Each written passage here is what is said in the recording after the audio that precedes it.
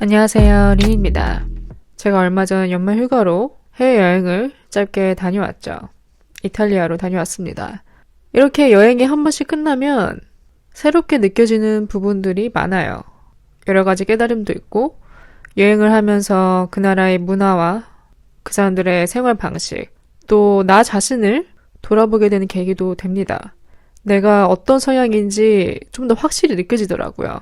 특히 여행 중에 이제 새로운 사람들을 만나거나 사람들이 많은 자리에 가게 된다든지 그런 상황 속에서 내가 어떤 타입인지 좀 더 정확히 알게 되는 계기도 되고, 여행을 하다 보면 참 세상이 넓다는 생각이 들어요. 그에 비해 나는 너무 작은 존재라는 걸 다시 한번 느끼게 됩니다.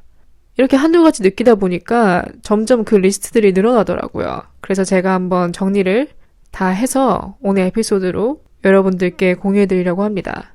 제가 해외여행을 하면서 느낀 깨달음, 그리고 해외여행의 장단점. 해외여행이 무조건 장점만 있는 건 아니거든요. 단점도 꽤 있습니다. 그래서 제가 느낀 그 장단점들을 오늘 다 세세하게 전해드리려고 해요. 그리고 또 중간중간에 제가 가본 곳 중 베스트와 워스트 여행지도 말씀드릴 예정입니다. 그래서 또 새로운 한 해 해외여행 계획하시는 분들도 꽤나 있을 것 같아요. 그래서 그런 분들에게 조금이나마 팁이 되었으면 좋겠네요. 오늘 에피소드도 꽤나 흥미로울 것 같아요. 나름 준비하면서 기대를 많이 했습니다. 그럼 빨리 시작해 볼게요. 첫 번째 깨달음은 사람 사는 거 다 똑같다. 그 나라 사람들의 일상도 우리와 별반 다를 게 없다는 걸 느끼게 됩니다. 저는 이 사실이 뭐랄까 굉장히 마음의 평온함을 가져다 주더라고요. 우리가 맨날 침대에 누워서 소셜미디어 속 세상 사람들의 모습을 보다 보면 완벽하게 그지없죠. 해외여행은 밥 먹듯이 가고 항상 디자이너 브랜드의 옷을 입고 외제차 한 대쯤은 다 뽑았다고 인증샷을 올리고 직업은 뭔지 모르겠지만 굉장히 억대의 연봉을 버는 사람들만 모여있는 것처럼 럭셔리의 끝판왕을 보여주죠. 그런 사람들의 모습을 보다 보면 본의 아니게 비교를 하게 돼요. 내 자신이 부족하다 못해 루저같이 느껴지게 할 때도 있죠. 그렇게 우물한 개구리처럼 좁혀있던 시각을 이제 해외여행을 통해 좀 넓혀보면 세상이 굉장히 넓다는 걸 느끼게 돼요. 그렇게 넓은 세상 속에 다른 나라 사람들의 모습을 보다 보면 그들도 그들만의 일상을 살고 있습니다. 저는 특히 여행 가서 사람 구경을 좀 많이 합니다. 재밌잖아요.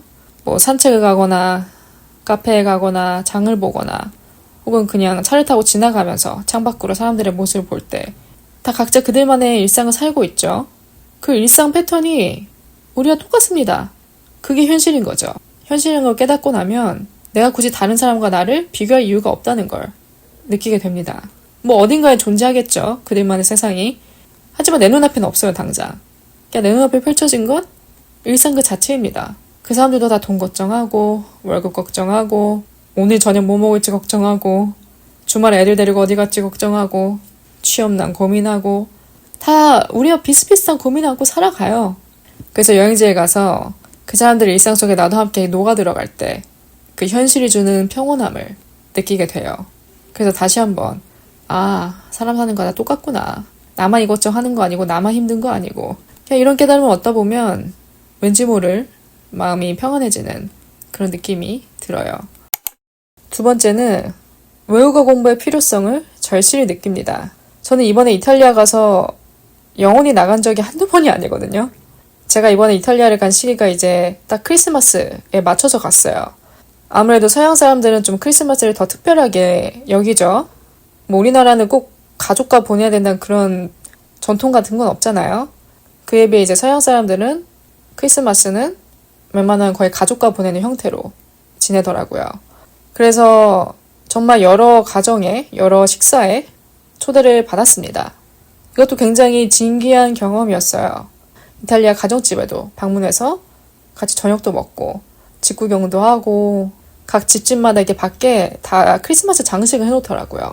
그런 거 보는 재미도 있었고 확실히 그 크리스마스의 느낌을 더 잘 느낄 수 있었습니다. 어쨌든 이제 굉장히 새로운 사람들을 많이 만날 거라는 걸 알고 갔죠. 저도 당연히. 알고 갔는데 마음의 준비를 하고 가도 어쩔 수가 없더라고요. 당연히 그 사람들은 모국어를 쓰죠. 영어는 못 쓰고. 그러다 보니까 이제 식사 내내 2시간, 3시간, 4시간 이렇게 이탈리아 사람들 속에서 둘러싸여서 이탈리아어만 듣다 보니까 나중엔 영혼이 나가더라고요. 제가 이탈리아가 짧기 때문에 아직 당연히 그 사람들이 하는 말을 못 알아듣고 또 그 사람들이 영어를 해주기를 바랄 수도 없는 거고, 물론 제가 게스트니까 중간중간에 여러 질문들도 해주시고 쳐다보기도 하고 이게 관심은 갖지만, 하지만 모든 대화의 베이스가 이탈리아다 보니까 기가 빠지더라고요. 그게 무슨 느낌이냐면 몸은 속해 있는데 영어는 소외된 느낌? 분명히 나는 그 식당 한 자리에 그들과 함께 있는데 영어는 소외된 느낌이에요. 제가 어학연수 편에서 프랑스 친구들 사이에서 느꼈던 소외감을 언급한 적이 있습니다. 이게 최악인 이유는 방법이 하나밖에 없거든요. 내가 그 나라 언어를 배우던가 아니면 아예 그런 자리에 가지 말던가. 그 사람들에게 영어를 기대할 수 없으니 내가 그 나라 언어를 배우던가 아니면 그 자리에 가지 말던가, 둘 중 하나밖에 없어요, 솔루션이. 그래서 아마 뭐 유학이나 어학연수 가신 분들 중에는 공감을 하실 수도 있어요, 이 부분에. 언어 장벽에서 오는 소외감. 피할 수 없는 부분 같아요. 피할 수 없는 부분. 어느 정도 저는 이제 좀 도가 터서 이런 거에 크게 영향받진 않지만 다시는 겪고 싶지 않은 감정이긴 합니다. 그래서 어쩌겠어요. 공부를 해야죠. 또 갈 일이 생긴다 하면은. 그래서 언어 공부의 필요성을 강하게 느끼고 온다. 제가 생각했을 때 언어 공부의 단점은 하나도 없다고 생각해요. 많은 언어를 구사하면 구사할수록 더 많은 기회가 열리니까. 회화 실력이야말로 누구나 제약 없이 갖출 수 있는 가장 접근성이 쉬운 스펙이죠. 또 그로 인해 열리는 길이 무수하니까. 우리가 맨날 새해 계획으로 세우는 외국어 공부, 저 포함해서 올해는 다들 모두 성취하셨으면 좋겠습니다. 세 번째는 여행이 내가 생각했던 것보다 그렇게 로맨틱하지 않다. 좀 환상을 깨는 말일 수도 있는데 사실입니다. 이 로맨틱하지 않다는 게 굉장히 여러 의미를 품고 있어요. 그냥 긍정적인 것도 부정적인 것도 아닌 그냥 자연스러운 이치 같아요. 일단 우리가 뭐 영화나 드라마에서 보던 그런 로맨틱한 일, 그런 일은 잘 일어나지 않습니다. 또 우리가 굉장히 기대하고 부푼 마음을 안고 간 여행지가 생각보다 그리 아름답지 않을 수도 있거든요. 그래서 사진과 실제로 보는 게 차이가 있구나. 모든 여행지가 다 아름답진 않다. 또 모든 여행 계획이 내 계획대로 흘러가지 않는다는 것을 꼭 상기시켜야 합니다. 여행에는 변수가 항상 존재해요. 물론 모든 일정이 내 뜻대로 흘러가면 좋겠죠. 내가 가는 곳마다 입이 떡 벌어지는 장관이 펼쳐졌으면 좋겠죠, 당연히. 근데 꼭 그렇지만은 않다는 거. 그리고 항상 그렇게 스무스하게 흘러가지 않는다는 걸. 그냥 좀 알고 가면 실망을 좀 덜하게 됩니다. 그래서 좀 현실감을 가지고 가는 게 좋을 것 같아요. 일단 여행을 가게 되면 각 나라 사람들의 생활 방식이나 문화에서 배울 점이 꽤 있습니다. 저는 그중 가장 인상 깊은 게 인사 문화예요. 항상 갈 때마다 느끼는 부분입니다. 이거는 우리가 좀 스틱하면 좋은 문화 같기도 해요. 일단은 모르는 사람을 맞이할 때도 굉장히 환하게 맞이합니다. 그 텐션이 달라요. 우리도 물론 그렇지만 우리는 좀 정적인 편이죠. 그에 비해 외국인들은 엄청 환하고 밝게, 정말 좀 뭐랄까 반겨주는 느낌? 그런 느낌이 강해요. 그리고 무엇보다 모르는 사람과의 교류가 너무나 자연스럽습니다. 일정 중에 한번 바에 갔는데 이제 친구 생일 파티 때문에 누구나 같은 일행이 아닌데도 아무렇지 않게 다가가서 인사하는 즉시 바로 대화로 이어지더라고요. 또 옆 테이블에서 생일 파티를 하고 있으면 같이 노래 불러주고 축하해주고, 그러다가 나중에 좀 술 좀 먹고 그러고 나면 다 아는 사이였나? 라는 착각이 들 정도로 그 소셜 시간만큼은 누구나 다 친구가 될 수 있는 거예요. 우리는 뭐랄까 좀 우리끼리 뭉치는 특성이 있죠. 우리도 친구랑 놀러 나가면 우리끼리 놀잖아요. 보통 다른 사람은 잘 신경 안 쓰고 터치 안 하려고 하고 웬만해서는 좀 이상하게 볼 수도 있으니까 또 우리는 좀 끼리끼리 노는 문화라면 그쪽은 완전 반대입니다.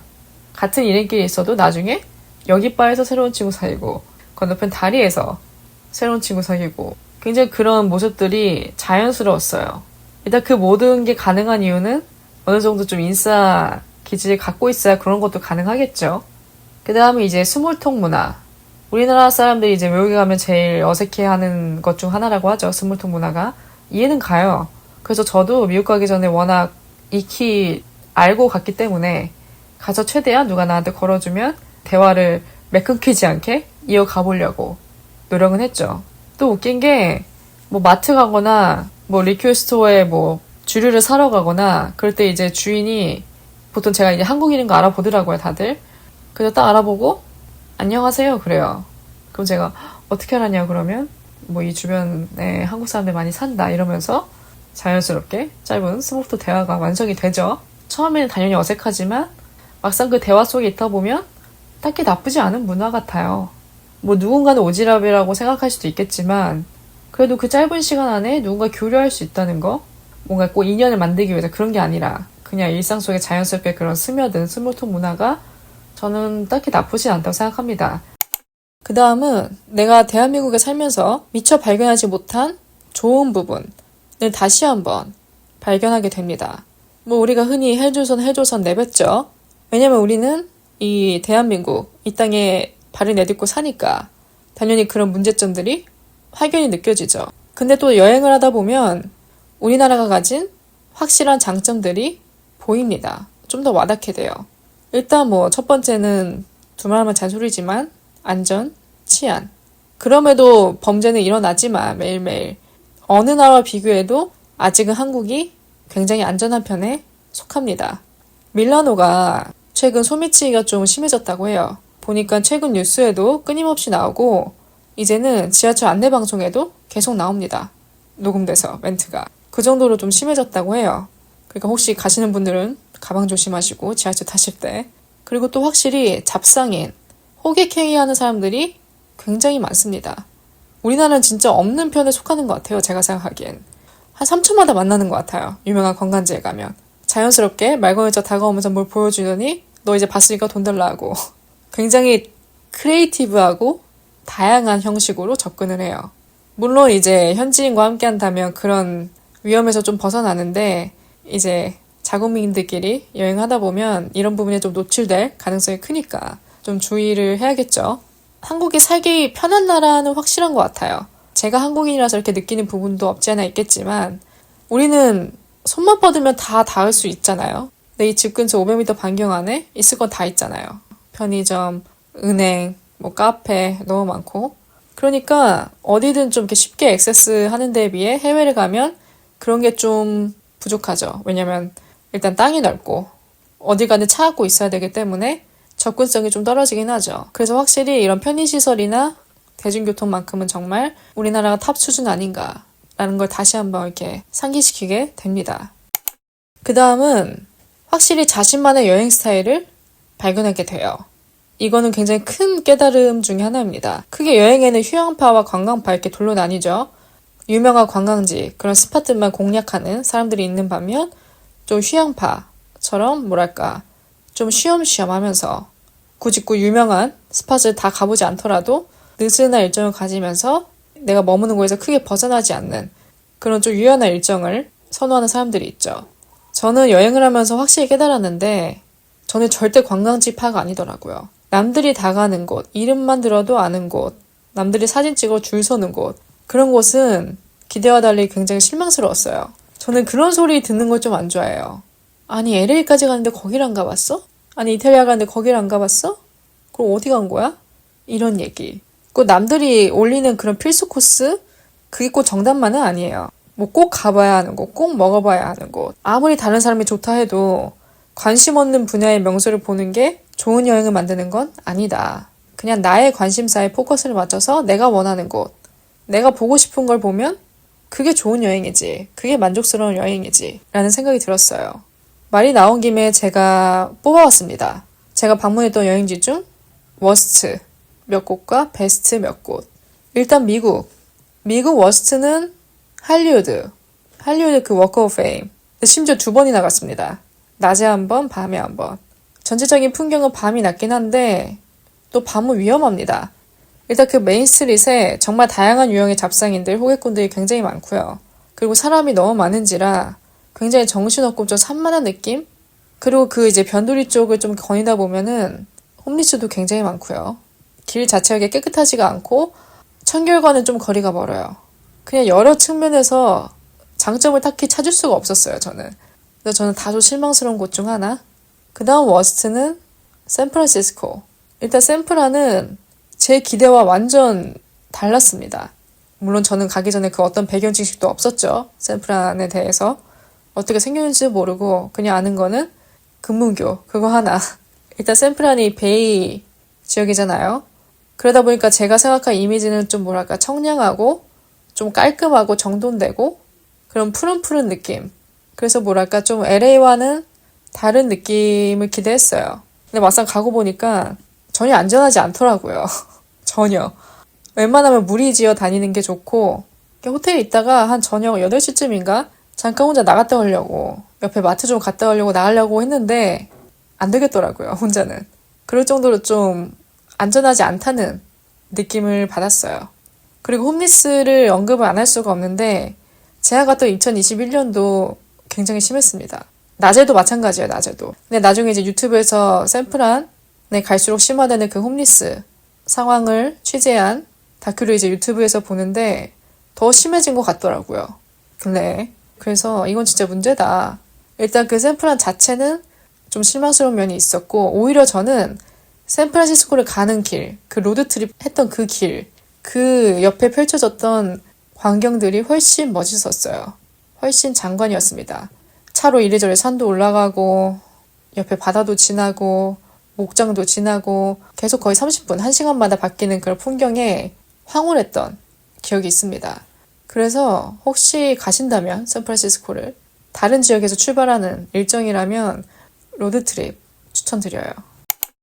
미국 스팟 중 베스트였던 곳. LA에서 제가 개인적으로 혼자 경험한 것 중 좋았던 순간은 운전 연수 할 때였어요. 제가 혼자 지내는 동안 LA에서 차를 렌트해보고 싶어서 운전 연수를 등록을 했습니다. 그냥 운전할 수 없으니까. 큰일 나니까. 그래서 한의 선생님을 구해가지고 3일 정도 운전 연수를 했던 경험이 있어요. 운전 연수하면서 이제 기본적인 뭐 조작 그런 것도 다시 배우고 이제 하이웨이 또 타보고 또 선생님께서 드라이브하기 좋은 몇 군데를 안내해 주셨거든요. 그 중에 가장 좋았던 곳은 헌팅턴 비치. 되게 날씨 좋은 낮에 갔는데 해변 자체가 너무 멋있고 주변에 이렇게 해안가에 즐비한 주택들을 보는 재미도 있었습니다. 그 다음에 또 기억나는 장면이 이게 뉴포트 비치가 맞는지 아닌지 모르겠어요. 마지막 날이었나? 그때는 비가 왔었거든요. 연수를 하는 날. 또 마지막에 비가 딱 내려주더라고요. 그래서 이제 갔던 해변이 하나 있는데 그날 막 이렇게 비가 오고 날씨가 흐리고 우중충한데 그 우중충한 날씨에 그 해안가 도로를 쭉 드라이브했던 그 순간이 떠올라요. 굉장히 장관이었습니다. 약간 광고 속에서 나오는 한 장면 같았어요. 맨날 이렇게 낮에 햇빛이 쨍할 때만 돌다가 비 오는 날 그때 도로에도 거의 아무도 없었거든요. 저 혼자 달렸거든요. 선생님하고. 이 비 오는 날은 파도도 세잖아요. 파도도 세고 약간 하늘도 흐린데 그런 파도와 그런 하늘의 그 회색 빛깔 그 모든 게 다 조화를 이루면서 뭔가 세상에 나밖에 없는 느낌? 이렇게 도로를 달리면서 앞을 봐야 되는데 계속 옆도 보고 싶은 거예요. 그 힘찬 파도 모습이 너무 인상적이어서 아, 비 오는 날 이런 느낌이 있구나. 진짜 무드가 확 다르더라고요. 그 얼마 안 되는 짧은 몇 분 동안이 굉장히 황홀했어요. 그래서 뭐 LA 하면 보통 베니스 비치 많이 떠올리시는데 저는 베니스 비치를 안 가봤습니다. 가볼 기회가 없기도 했고 딱히 가보고 싶지도 않았어요. 왜냐면 학교에 있는 애들 거의 다 가니까 굳이 나까지 갈 필요 있나. 근데 저는 오히려 이 다른 쪽 해변을 더 추천드려요. 말씀드린 헌팅턴, 뉴포트 비치, 플러스 트레시스 비치라고 아마 생소하실 거예요. 저도 처음 듣는 곳이었는데 서핑으로 유명한 비치더라고요. 트레시스 비치가. 파도 속에서 날아다니는 멋있는 서퍼들을 많이 볼 수 있고 가족 단위로도 오고요. 상대적으로 다른 유명한 그런 해변에 비해 조용합니다. 조용하고 굉장히 평온해요. 그래서 좀 그런 관광지스러운 비치 말고 좀 잔잔한 곳을 원하신다면 트레시스 비치 추천드립니다. 이탈리아에서 생각보다 별로였던 것은 로마, 트레비 분수. 일단 로마 자체에 대한 첫인상은 뭐랄까 그냥 입이 떡 벌어지는 밀라노와 굉장히 다른 느낌이었어요. 어떻게 이런 건축 양식이 존재할까 아직도. 도대체 몇 개의 문화유산을 가지고 있는 건지, 그리고 이걸 어떻게 지금까지 잘 보존하고 있는지 그냥 놀라울 따름이었죠. 로마 자체는 너무 멋있는데 트레비 분수가 이제 워낙 유명하잖아요. 일단 감흥을 떨어뜨리는 가장 큰 요인은 관광객들. 너무 많아요. 너무. 다들 그 사진 찍고 뭐 동전 던지고 그러려고 부딪히면서 서 있는 모습 때문에 좀 제대로 즐기기가 너무 어려웠고 오래 있고 싶지 않았던 곳이었어요. 그 다음 밀라노. 밀라노는 두오모 빼고는 딱히 감흥이 없었어요. 일단 밀라노 하면 떠오른 첫 인상은 담배 냄새. 흡연자들이 길거리에 너무 많기 때문에. 그리고 두오모 빼면은 그냥 쇼핑 스팟 느낌? 그냥 쇼핑을 위한? 딱히 이렇게 막 놀라거나 그럴 만한 부분은 없었던 것 같아요. 이탈리아에서 제가 개인적으로 느끼는 가장 베스트였던 곳은 몬차와 크레마입니다. 아마 둘 다 좀 여러분들에게 생소하게 들리실 것 같아요. 저도 처음 들어봤고 처음 가봤고 확실히 저는 이런 소도시를 좋아하더라고요. 사람 자체도 별로 없고 굉장히 한산하고 조용하고 딱히 뭐 유명한 관광지가 있는 것도 아니에요. 여행지라기보다는 그냥 사람 사는 곳 같은 그런 느낌이 드는 곳인데 저는 그런 곳을 거닐 때마다 내가 정말 그 사람들의 일상 속에 파고든 느낌? 그 순간만큼은 내가 잠깐 여행객이라는 사실을 좀 내려놓게 되는 그런 경험을 하게 된 것 같아요. 유명한 관광지도 많지만 저는 이 소도시, 이 두 곳이 저에게는 최고의 데이트 스팟이었습니다. 그래서 혹시 여러분들도 이런 바이브가 맞으신다면 꼭 방문을 해보셨으면 좋겠어요. 그냥 그런 평범한 속에서 느껴지는 특별함이 있습니다. 그 다음은 해외여행의 단점을 한번 말씀드려볼까 합니다. 일단 첫 번째는 돈을 절대 못 모은다. 이것보다 치명적인 단점은 없는 것 같아요, 해외여행에. 일단 가기 전부터 털려요. 왜냐하면 우리가 여행 준비에 모든 것을 쏟아붓잖아요. 그리고 또 일단 여행 자체가 돈 쓰러 가는 거죠. 여행까지 가서 막 한 푼, 두 푼 아껴 생각하면 못 즐기죠. 그렇다고 과소비하는 것도 안 되지만 일단 항공기부터가 큰 돈이 깨지고 혼자 가는 여행이나 친구랑 가는 여행이라 한다면 숙박료를 내야 되죠. 이 두 가지부터가 가장 큰 대목이죠. 돈이 많이 드는. 또 우리가 지출이 많을 수밖에 없는 이유는 여행하다 보면 합리화를 하게 됩니다. 예를 들어서 내가 LA 베버리힐스 그로스리에 가서 스무디 한 잔을 시키려 하는데 19불이에요. 말도 안 되죠. 근데 막상 여행 가면 아이 뭐 미국까지 왔는데 경험 삼아. 또 이게 여행의 묘미 아니겠어? 언제 먹어보겠어? 하고 카드를 긁게 될 가능성이 큽니다. 뭐 식후에 카페 가서 커피 한 잔 하려고 해도 뭐 라떼가 8불 이렇게 10불, 20불은 대수롭지 않은 거예요. 또 미국은 팁이 있죠. 저도 소비에 좀 안일한 편이라 일일이 계산해가면서 쇼핑하는 타입까지는 아니에요. 만약에 체류 기간이 길다면 그러겠지만 굳이 뭐 여행 일주일, 2주일 내라면 그러진 않아요. 근데 제가 이번에 갈 때는 환율 계산기 앱을 깔았습니다. 그전에는 그냥 현지 통화로 계산 안 해보고 바로 결제했는데 이제는 좀 그래도 알고 소비를 해야겠다는 생각이 들어서 원화를 얼마인지 체크하고 지출을 하려고 노력을 했어요. 예를 들어서 12유로 이러면 별로 안 비싼 것 같잖아요. 근데 이제 우리나라 환율을 적용해보면 17,000원 이상이거든요. 그러니까 우리가 좀 착각하게 돼요. 그래서 웬만한 거는 대충 내가 얼마 쓰는지는 알고 써야죠. 그 다음 또 이제 쓸데없는 지출을 하게 되는 게 인스타 때문이죠. 뭐 스토리 하나를 위해서 뭔가 뉴욕에 가면 스테이크라도 썰어줘야 될 것 같고 이렇게 인스타용 사진을 생각하다 보면은 꼭 레스토랑을 고집을 하게 됩니다. 일단 요즘 어느 나라나 외식값이 높기 때문에 외식 한 번 하면 비용이 장난 아니게 깨지죠. 뭐 마지막 날이나 그런 날 기념을 해서 친구들과 가서 뭐 좋은 음식을 먹거나 그러면 좋겠지만 여행 내내 그럴 필요는 없어요. 싸고 가성비 좋은 곳도 많기 때문에 꼭 이렇게 뭐 사진을 위해서 포스팅을 위해서 누가 꼭 가봐야 하는 식당에 올렸다고 해서 꼭 가서 나까지 먹을 필요는 없다. 두 번째 단점은 체력 소모, 건강입니다. 일단 장거리 여행을 한다 하면 시차 때문에 피로도가 쌓이죠, 이미. 예를 들어 미국에 간다 치면 한국에서 저녁 먹는 시간에 미국에서 아침을 먹어야 하고 완전히 이렇게 뒤바뀌는 루틴에 적응을 해야 되는데 거기에 시간도 꽤 걸리죠. 그리고 또 우리가 끼니를 제때제때 챙겨 먹을 수도 없고 영양소 있는 음식만 먹을 수도 없으니까 어쩔 수 없는 부분이죠. 저도 미국 체류 중에 아팠던 적이 있었고 재작년에 이탈리아를 다녀온 직후에도 아팠던 경험이 있습니다. 그냥 잔병 치레 정도지만 둘 다 좀 트라우마였어요. 그래서 그 이후로는 항상 여행 다닐 때 비상약을 증상별로 가져갑니다. 특히 첫 이탈리아 여행 때는 귀국하는 비행기에서부터 아팠어요. 얼굴이 새하얗게 질린 채로 내렸습니다. 그래서 내리자마자 이제 인천공항에 있는 병원에 갔던 기억이 있는데 제가 생각해보니까 가기 전에 걱정이나 긴장을 많이 하면 병이 나더라고요. 그때는 이제 이탈리아라는 나라도 처음이었고 일정 내내 다른 사람의 집에 계속 머물러야 되기 때문에 거기서 오는 어쩔 수 없는 불편함, 긴장감 그런 게 있었어요. 그리고 또 제가 조금이라도 불편하면 화장실을 맘 편하게 못 가거든요. 이게 가장 메인 이슈였던 것 같아요. 그러니까 나중에 탈이 나죠.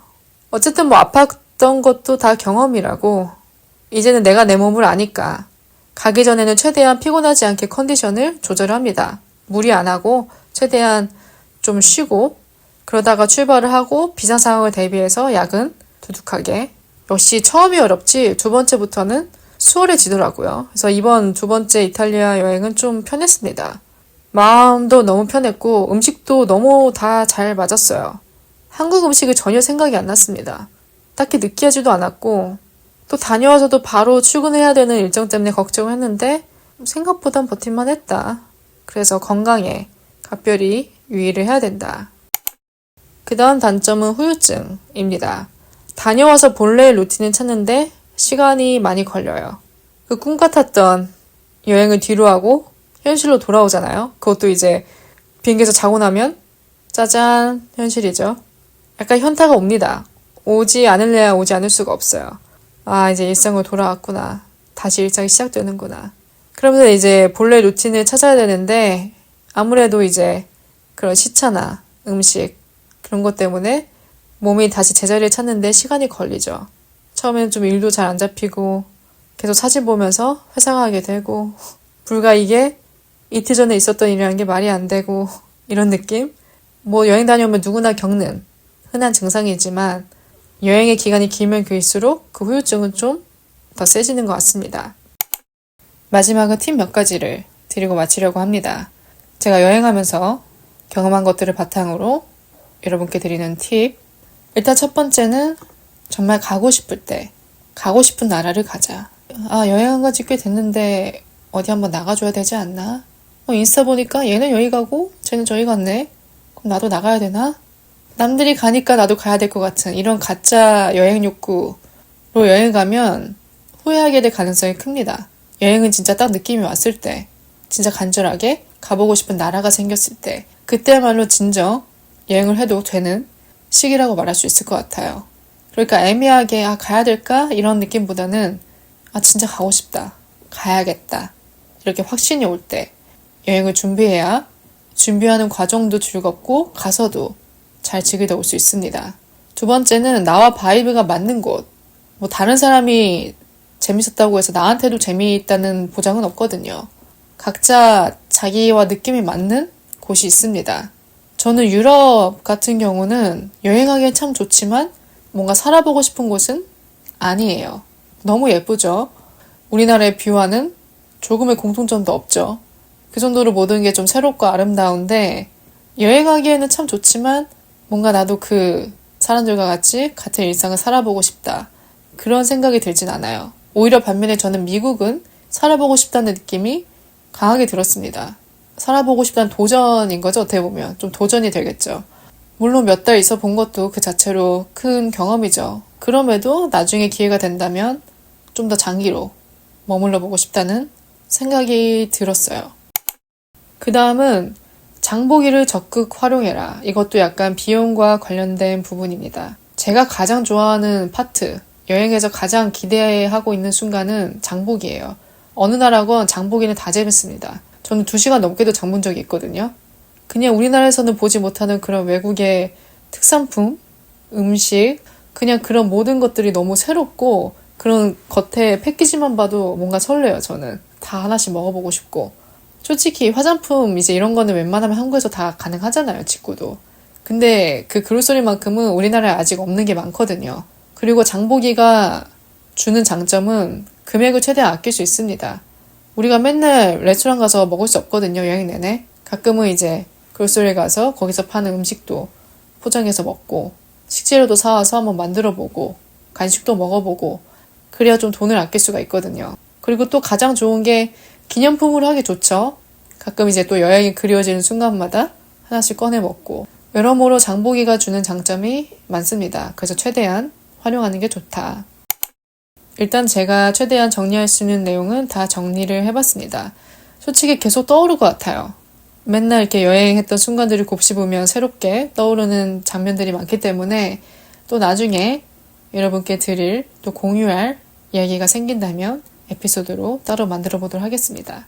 또 새해라 여행 계획 준비하는 분들도 많으실 것 같아요. 다들 만족스럽고 안전한 여행이 되셨으면 좋겠습니다. 그리고 오늘 제 에피소드가 조금이나마 도움이 되었으면 좋겠네요. 오늘도 제 이야기를 들어주신 모든 분들 감사드리고요. 저는 또 다음 에피소드로 찾아뵙겠습니다.